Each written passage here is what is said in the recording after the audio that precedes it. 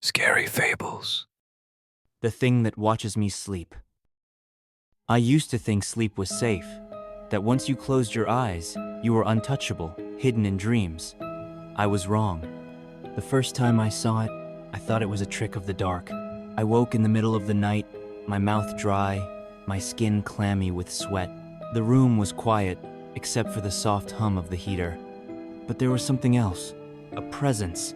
I could feel it, heavy and patient. In the corner of my room, near the closet, something was standing, tall, thin, darker than the dark around it. I blinked hard, telling myself it was a coat, a shadow, a trick of headlights outside, but it didn't move.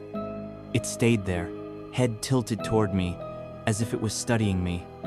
I turned on the lamp, and the corner was empty. The next night, it was closer. I opened my eyes to see it standing at the foot of my bed, its head inches from the ceiling. Its shape was wrong, as if it were made of smoke, parts of it shifting and rippling, but its head stayed still, locked onto me. I couldn't see eyes, but I knew it was watching.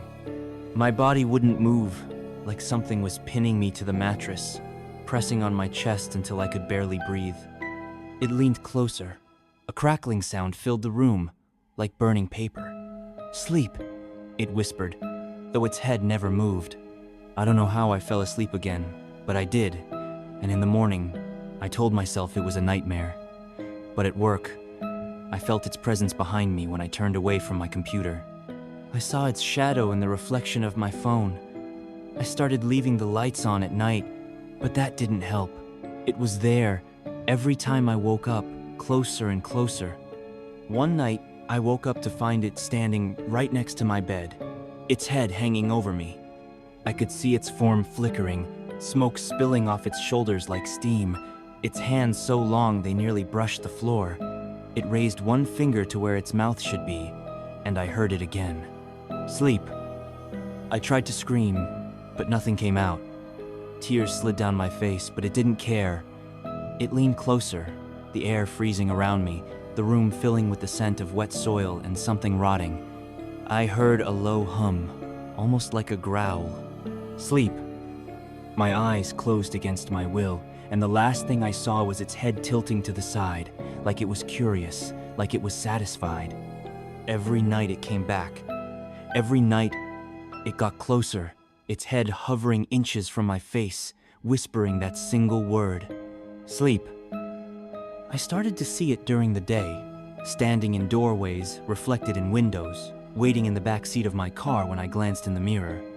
It never moved, but I could feel it breathing, cold and damp, against my neck.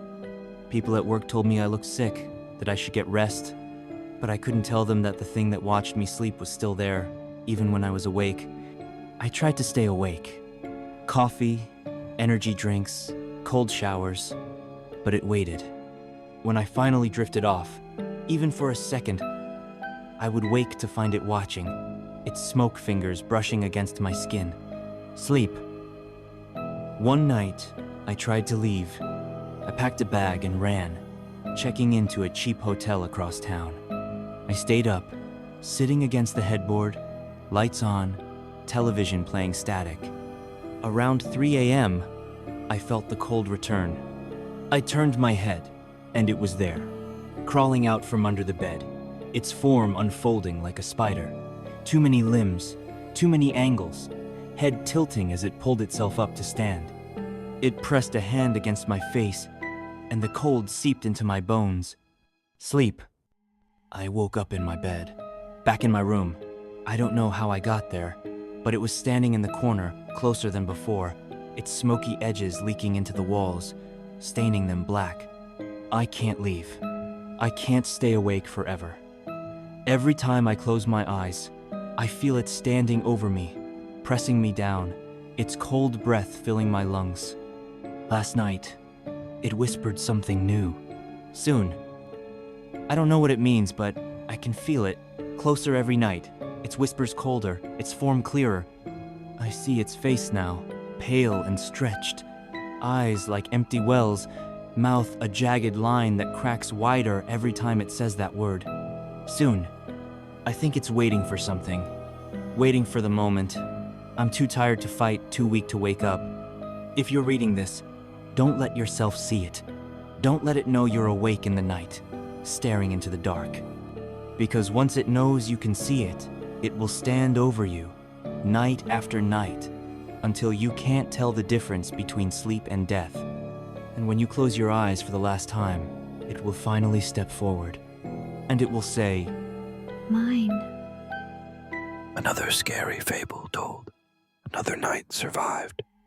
For daily eerie stories and unsettling fables, like, subscribe and turn on your notifications so you'll be ready for tomorrow's tale.